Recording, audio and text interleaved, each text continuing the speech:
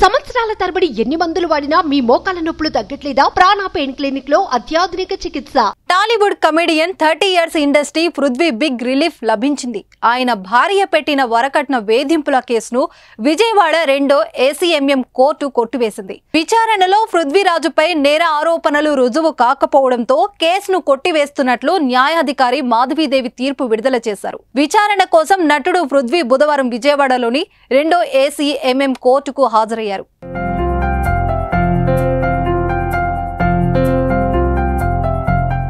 పశ్చిమ గోదావరి జిల్లా తాడేపల్లిగూడానికి చెందిన బాలిరెడ్డి పృథ్వీరాజ్ విజయవాడకు చెందిన శ్రీలక్ష్మిని 1984లో పెళ్లి చేసుకున్నారు. వీరికి ఓ కుమారుడు, కుమార్తె ఉన్నారు. అయితే వీరి మధ్య మనస్పర్ధలు రావడంతో కొన్నేళ్లుగా వేరువేరుగా ఉంటున్నారు. పిల్లలతో కలిసి శ్రీలక్ష్మి పుట్టింట్లో ఉంటుంది.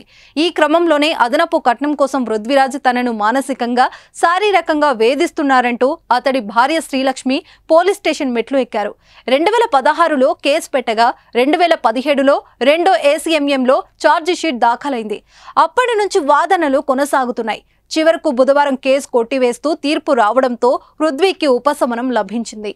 రాజకీయాల్లో చేరి సినిమాలకు తగ్గించిన పృథ్వీ మళ్లీ సినిమాల్లో స్పీడ్ పెంచారు. రాజకీయాల్లో కొనసాగుతూనే సినిమాలు చేస్తున్నారు. ఆయన మొదట వైసీపీలో చేరారు. 2019లో వైసీపీ విజయం సాధించడంతో టీటీడీలో SVBC చైర్మన్ గా కూడా పనిచేశారు. ఆ తర్వాత వైసీపీకి రాజీనామా చేసి జనసేనలో చేరారు పృథ్వీరాజ్. అటు రాజకీయాలతోనూ ఇటు సినిమాలతోనూ బిజీగా ఉన్నారు.